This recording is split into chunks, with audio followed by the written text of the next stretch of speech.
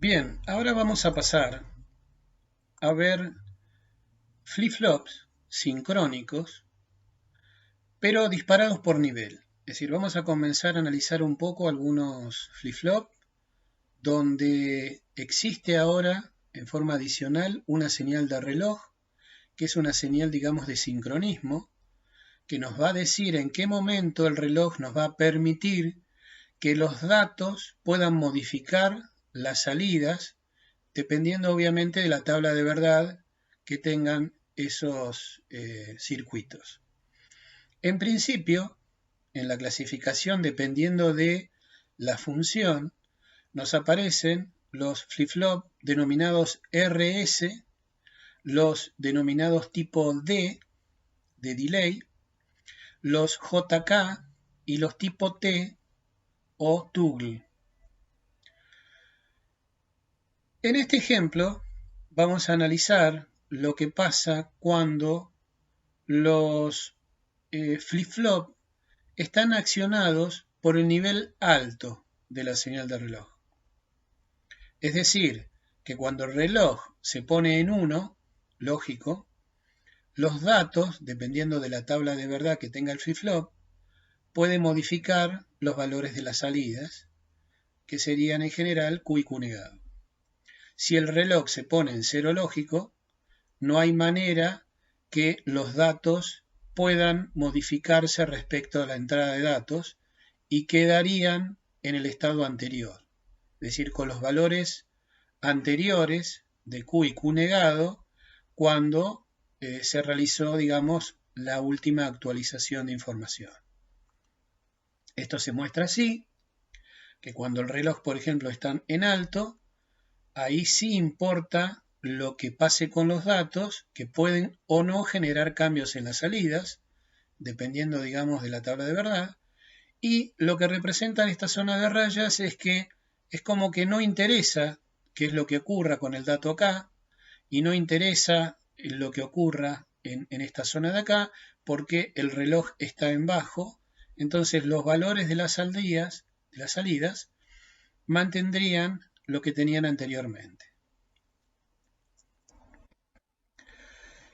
El flip-flop RS sincrónico, en principio, es un flip-flop que tiene una tabla de verdad, donde ustedes ven acá que tienen el clock, RS, como hay dos entradas, tengo 4 combinaciones posibles. Entonces, para clock igual a 1, esto es como responde.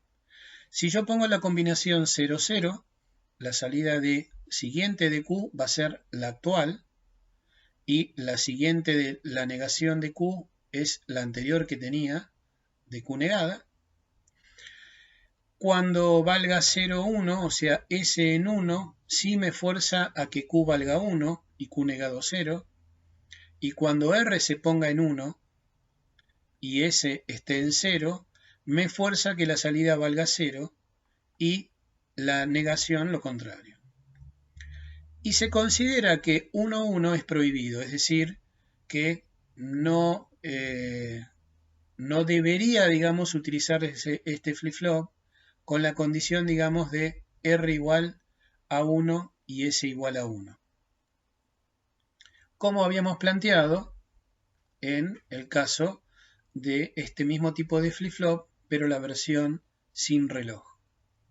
Y la combinación de R y de S cuando el clock valga 0 no interesa, porque lo que debería hacer es que las salidas mantengan el valor que tenían antes cuando el clock, digamos, era igual a 1, es decir, con la última actualización.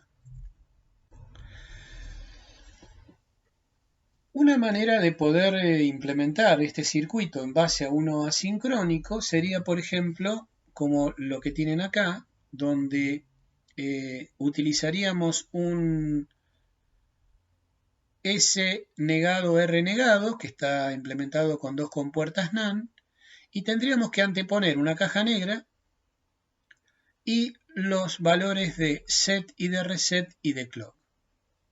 Entonces la idea sería cómo implementar este bloque de lógica combinatoria de tal manera que tenga como entradas S, R y clock y como salidas S barra y R barra, para hacer que el flip-flop que sí conocemos, que es este asincrónico, haga que Q y Q negado respondan a S, a R y a clock. Entonces la idea sería poder hacer dos funciones de lógica combinatoria, una de SA barra y otra de RA barra, cuyas entradas son S, clock y R. De tal manera que tengamos que poner en cada una de las salidas lo que necesite o lo que requiera el flip-flop asincrónico para que los valores de Q y Q negado respondan a S, a R y a clock. Entonces, la tabla de verdad de ese bloque va a ser la siguiente. Cuando el clock vale 1, dependerá de ERS, tengo que ver qué tengo que poner en SA barra y RA barra, pero sabiendo cómo funciona el asincrónico. Entonces, por ejemplo, el flip-flop RS sincrónico me dice que si las dos entradas valen 0, tengo que forzar a que las salidas mantengan el estado anterior. Pero ¿cómo se lo pido al asincrónico? Al asincrónico vimos que se lo pedía poniendo las dos entradas en 1. Por lo tanto, la salida tiene que ser 1, 1. ¿Cómo le pido al asincrónico que cuando S valga 1 y R 0, force Q a 1? Bueno, lo tendría que hacer poniéndole 0, 1 a estas entradas del asincrónico. Lo mismo que si quiero poner Q a 0 es poniendo R en 1 y S en 0. Pero para obligar eso tengo que ponerle al asincrónico 1, 0. ¿Qué pasa cuando las dos entradas de R y S valen 1? Bueno, acá puedo poner don't care, porque se supone que nunca voy a tener que poner esas combinaciones. Están prohibidas. Entonces me da un cierto grado de libertad que yo acá puedo poner, en vez de X, un 0 o un 1, porque después quiero hacer un Carnot de esto para obtener el valor de SA barra y de RA barra. Y cuando el clock es 0, acá sí no va a tener que importar lo que pasa con RS, pero sí tengo que obligar a que la salida del flip-flop asincrónico manda al estado anterior, y para que éste mantenga el estado anterior, nuevamente tengo que ponerle 1 y 1 en SA barra y R barra. Entonces la idea es que con esto ahora me hago dos Carnot de 3 variables de entrada y una de salida, y el circuito que me va a formar en cada uno va a ser simplemente esto, una NAND entre S y el clock para generar SA barra, y una NAND para generar el RA barra respecto de R y de clock. Entonces, este circuito que está acá es un flip-flop RS sincrónico disparado por nivel alto. Si quisiera uno que sea disparado por nivel bajo, bueno, una opción sería, por ejemplo, anteponerle a la entrada del clock un negador. Lo que vemos acá sería la respuesta temporal del flip-flop, donde, por ejemplo, se puede ver acá que si en un momento tenía S y R en 0, 0, y el clock está en alto, o sea que permite cambios, y considero que Q vale 0 y Q negado, por lo tanto, vale 1, al cambiar, por ejemplo, acá S a 1, tendría que forzar Q a 1 también. Pero eso va a ser por el camino de las compuertas de arriba. Entonces, después de un cierto tiempo, tau 1, ¿sí? Este tau 1 vendría a ser el tiempo de todas las compuertas involucradas hasta que cambie Q. Q se pone en 1. Y como hay una realimentación y Q negado va a recibir la información de cambio atrasada, después de un cierto tiempo de retardo por las compuertas por las cuales tiene que pasar, Q2 cambiará de 1 a 0. En este ejemplo, por ejemplo acá, el clock lo pongo a 0 Y fíjense que yo pongo el reset en 1, o sea, quisiera forzar ahora que Q caiga, pero no lo va a hacer porque el clock no se lo permite porque está en 0. Y en el caso, acá por ejemplo, que quisiera incumplir y poner con clock 1, R y S en 1, lo que obtendría en el circuito sería que empezarían a oscilar Q y Q negada, ¿sí? Con una frecuencia de oscilación dada los retardos que tengo en los caminos de realimentación entre las compuertas. Es decir, esto es lo que se quiere, digamos, de alguna manera evitar, de tener que andar poniendo esa combinación en particular. Bien. El otro flip-flop es el JK. El JK es parecido al SR, con la única diferencia en que la combinación 1-1 de las entradas me hacen negar el estado anterior.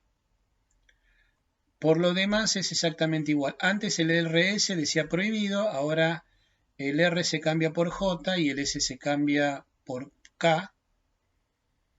Y de alguna manera, fíjense que por ejemplo o sea, en realidad están invertidos porque el que setea a 1 es J cuando se pone en 1, y si K se pone en 1, la salida Q se pone en 0, ¿sí? O sea que en realidad J responde a S y K responde a R, lo que sería el reset.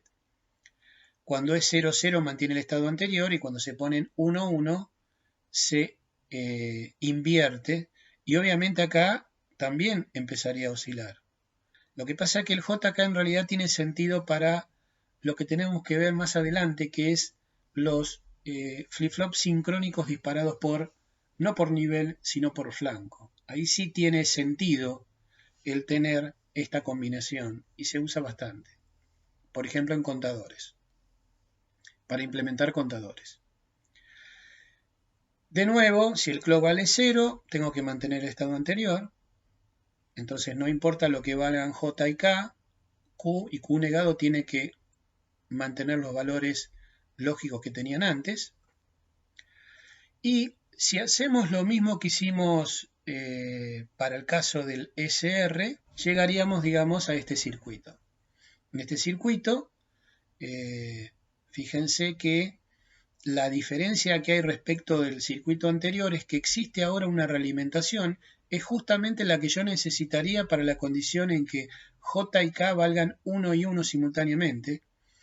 Entonces, para ese caso, las realimentaciones, cuando clock vale 1 y J y K valen 1, quedan acá como un negador, donde Q negado entra acá, ¿sí? Negándose, y el Q entra con un negador por acá, ¿sí? Negándose, y esto haría que este circuito oscile permanentemente.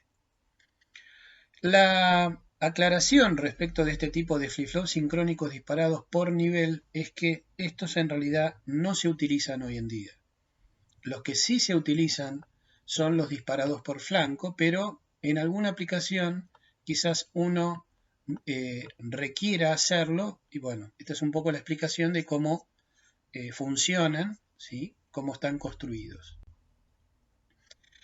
Esta sería de alguna manera la representación, donde la diferencia acá en el JK es que si bien hay con J y K igual a 1 hay una oscilación, pero están alternados los valores de Q y de Q negado. En el anterior, en el SR, oscilaban, digamos, a la par, ¿sí? Con los mismos niveles lógicos.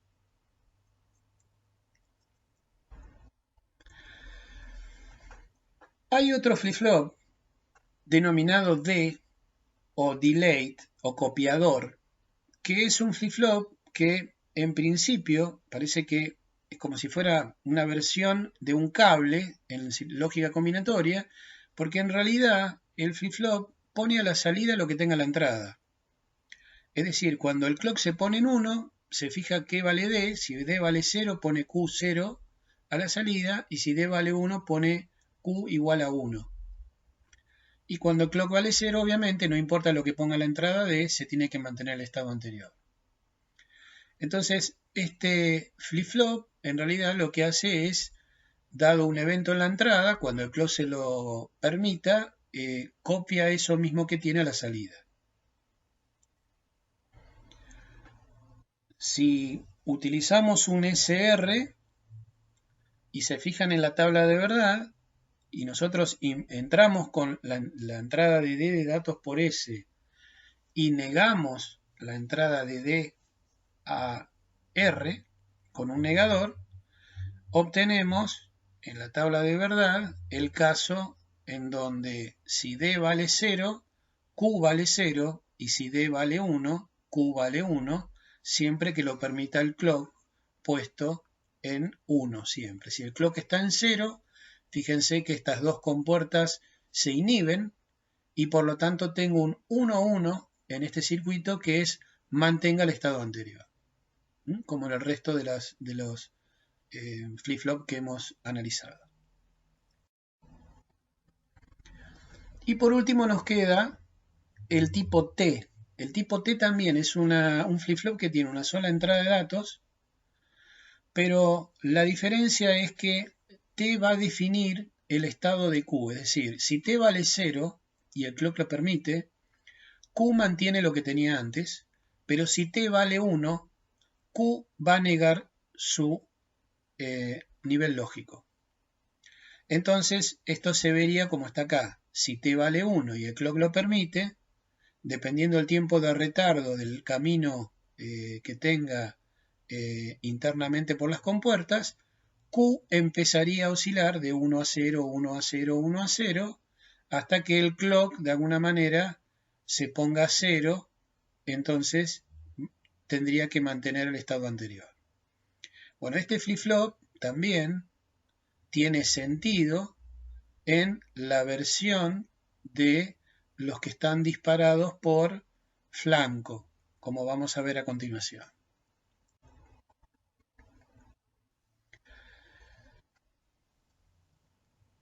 Si yo quisiera, por ejemplo, otra alternativa, y esto también es válido para los flip-flop disparados por flanco, como vamos a ver, convertir, si yo tengo un JK y quiero convertir un JK en un tipo D, donde el D era el copiador, si se fijan acá, simplemente yo puedo tomar la porción del JK, donde por ejemplo J y K valen 0, 1 o 1, 0. Fíjense que en 0, 1 hace que la salida de Q valga 0, y si es 1, 0, hace que la salida de Q valga 1. Entonces yo podría entrar con D directamente a J y negar D y entrar con K, entonces estaría en esta porción de la tabla de verdad. Entonces convertiría el flip-flop JK en un tipo D con un simple inversor. Lo mismo podría ser con el tipo T. Si yo quiero convertir el JK en tipo T, yo podría utilizar de la tabla del J y K esta opción y esta opción, donde si JK vale 0, 0, las dos, mantengo el estado anterior, pero si valen 1, 1, tengo el valor negado de Q. Entonces lo que tengo que hacer es unir JK y a esa entrada la llamo T. Y ya tengo mi flip-flop tipo T basado en un JK. Bien, el problema que tiene los flip-flop disparados por nivel es que mientras el clock esté en 1, según lo estuvimos analizando, empieza a haber, obviamente, una propagación de la información, como por ejemplo vimos en el JK o en el tipo T, que el circuito empezaría a oscilar y empezaría a oscilar de alguna manera con una frecuencia propia dependiendo de los retardos internos del flip-flop y no estarían relacionados para nada con el reloj.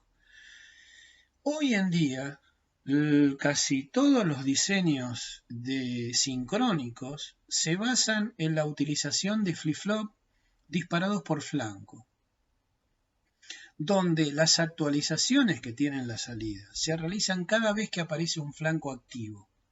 De los dos flancos que puedo tener, el de subida o el de bajada, generalmente los flip-flop aceptan uno solo. En la mayoría de los casos se suelen ver que los flip-flop se activan con el flanco de subida. Es una cuestión constructiva nada más. Pero en circuitos lógicos programables, por ejemplo, uno puede elegir y lo que se hace es que si los flip-flop fueron diseñados para que responda con el flanco de subida y quiero el de bajada, le tengo que meter un negador. Bien. Entonces, un flip-flop disparado por flanco genérico es como el que se muestra acá, donde tengo datos, y básicamente acá tengo los mismos que vimos anteriormente, salvo el RS, no existe. Es el JK, el D o delay o el T de toggle. Y desde el punto de vista de la implementación física, nosotros nos vamos a encontrar en el mercado con JK y tipo D. El T no existe. Para tener un T hay que fabricarlo con alguno de los dos, con el D de delay o con el JK. La idea de esto es que uno debe respetar que cuando viene el flanco activo, la palabra cuando diga flanco activo se refiere a que ese flip-flop en particular, por ejemplo, va a estar activado por uno de los dos flancos, de subida o de bajada. Entonces, sin andar mencionando si es de subida o bajada, cuando digo por el flanco activo, es que recibe el flanco que sí lo hace actuar al flip-flop. Entonces, cuando el flip-flop recibe un flanco activo, en ese momento se fija que tiene la entrada y en función de si puede cambiar la tabla de verdad, se modificarán los valores de Q y Q negado. Voy a tener que tener mucho cuidado, y esto sí es una especificación importante en los flip-flop, que yo tengo que garantizar que un instante antes que venga ese flanco activo y un instante después, el dato tiene que estar estable. Si no lo hago, corro riesgo a que el flip-flop no responda como tiene que responder. Las tablas de verdad son exactamente iguales a las que vimos para los disparados por nivel. Por ejemplo, el D y el JK lo tienen acá, donde en este caso están, digamos, previstas la función para el flanco de subida. Fíjense, si tengo el D subida en clock y D vale 0, Q vale 0, y si vale 1, la salida vale 1, o sea, el próximo valor, ¿sí? Que es cuando aparezca el flanco. Y si clock está en 0 o está en 1 o viene el flanco de bajada, no da bolilla a D y la salida se mantiene en el estado anterior. Lo mismo pasa con el JK. Si las entradas valen 0, 0 y viene un flanco activo de subida, Q mantiene el estado anterior. Para forzar Q a 0 tengo que poner K en 1 y J en 0. Y recién cuando venga ese flanco se va a hacer efectiva esa orden. Y si quiero poner Q en 1 tengo que poner J en 1 y K en 0. Y se va a hacer efectiva cuando venga ese flanco. Y cuando pongo J y K en 1, 1 y viene el flanco, va a cambiar el Q y lo va a negar. Esto es muy importante. ¿Por qué? Porque ahora sí tiene sentido aplicar una combinación donde J y K vale 1. Fíjense algo elemental. Supónganse que este flip-flop tiene conectadas las dos entradas a 1 lógico. O sea, J y K a 1, 1. Y acá le meto una onda cuadrada por el clock. Cada vez que recibe un flanco de subida, Q cambia. Si está en 0 pasa a 1 y si está en 1 pasa a 0. Entonces, ¿cómo va a ser la forma de onda de Q? Va a ser una onda cuadrada que va a tener la mitad de frecuencia de la entrada de clock. Entonces, por ejemplo, me puedo hacer un divisor de frecuencia por 2. Y es algo bastante útil. Pero esto se puede hacer acá pero no se podía hacer con los disparados por nivel, por ejemplo. El tipo T ahora también tiene sentido, porque yo puedo poner T igual a 1, y es lo mismo que acabo de explicar recién, porque un tipo T se puede hacer uniendo J y K. Y si pongo J y K conectada a 1, ¿sí? Obtengo que el Q siguiente, cuando viene un flanco, es el anterior negado. Y si T vale 0, mantengo el estado anterior. Entonces también un flip-flop tipo T tiene sentido cuando hablo de flip-flops sincrónicos disparados por flanco. Porque los cambios van a ocurrir cuando vengan los flancos activos del reloj. Y no estaría oscilando porque sí. Bien, vamos a analizar ahora un flip-flop que es bastante emblemático, que es el 7474. En este caso es de tecnología CMOS, de alta velocidad, que se llama HC74 o HCT74. Esto después vamos a verlo bien en familias lógicas, pero básicamente este es un chip de lógica estándar, donde adentro hay dos flip-flop tipo D, disparados por flanco de subida, acá dice positivo, y tienen entradas asincrónicas de set y de reset, es decir, tienen esa particularidad.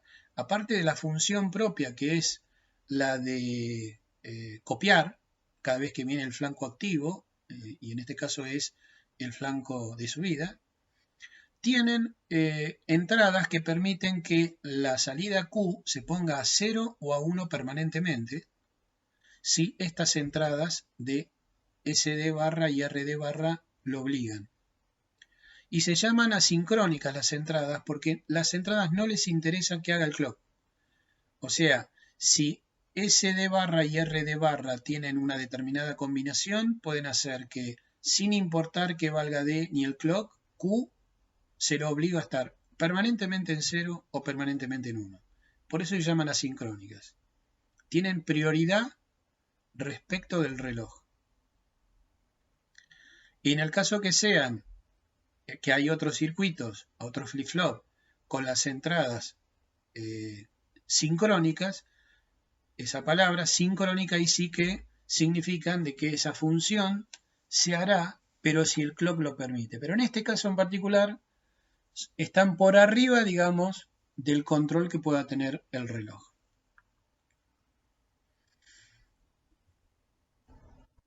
Bien, la tabla de verdad indica lo que vimos recién, es decir,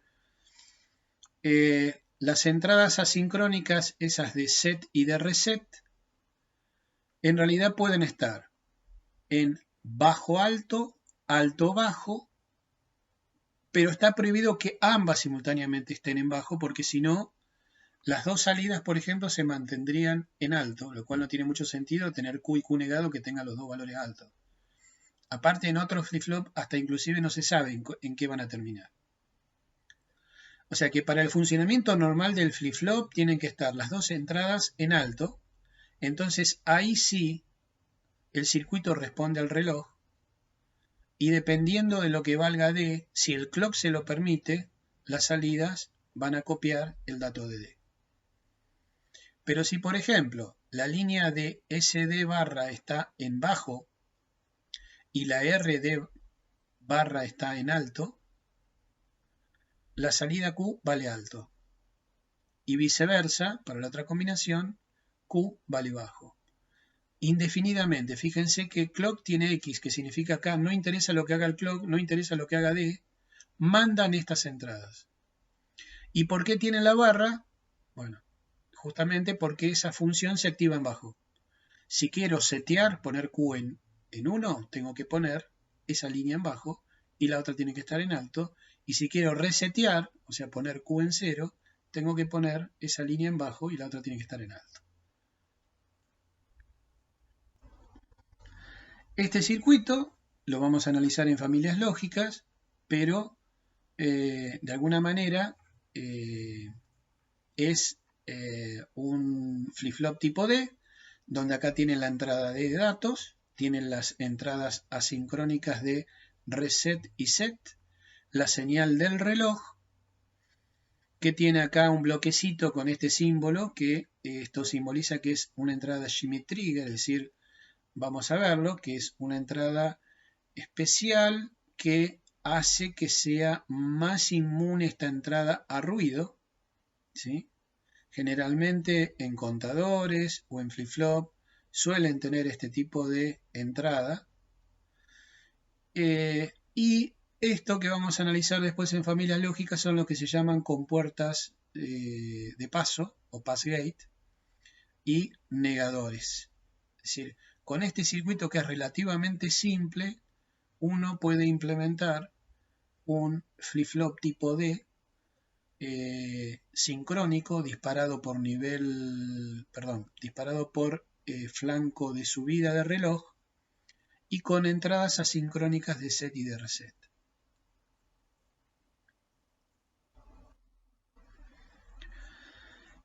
Les mencionaba anteriormente que los flip-flop, que generalmente, vuelvo a repetir, en el mercado se consiguen tipo D y JK, tienen especificaciones temporales donde dos de las especificaciones, hay varias, pero dos de las especificaciones más importantes son lo que se denominan el tiempo de setup y el tiempo de hold.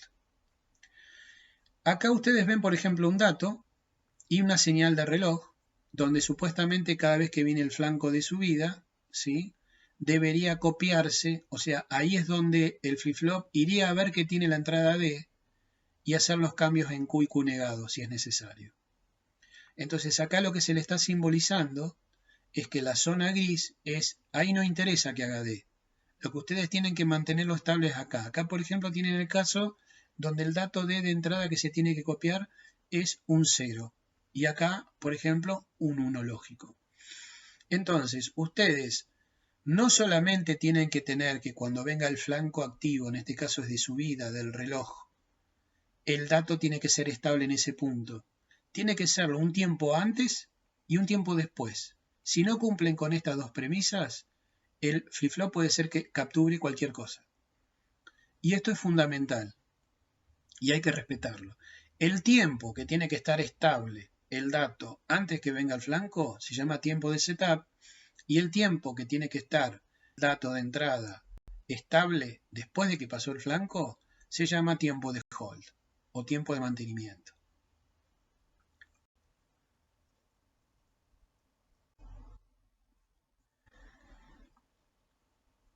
En estas gráficas se ve el comportamiento que tiene que tener, o que tiene, mejor dicho, pero que hay que respetar tiempos, que eso uno lo saca de la hoja de datos, con el tema de las entradas asincrónicas. Esta es la entrada asincrónica de poner a 1 la salida, con set negado, y esta la de reset, que se llama reset negado.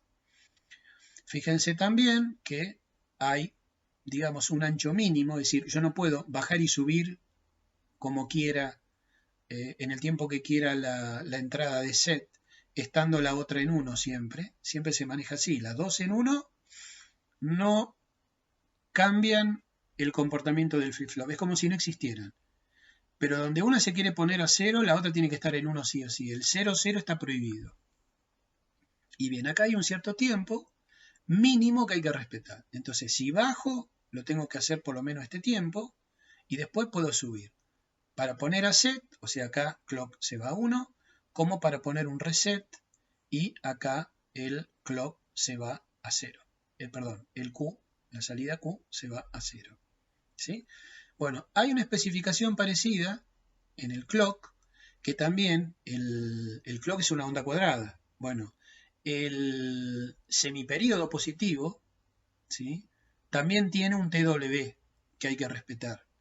Si uno sube y baja muy rápido el clock, puede ser también que el flip-flop no funcione correctamente.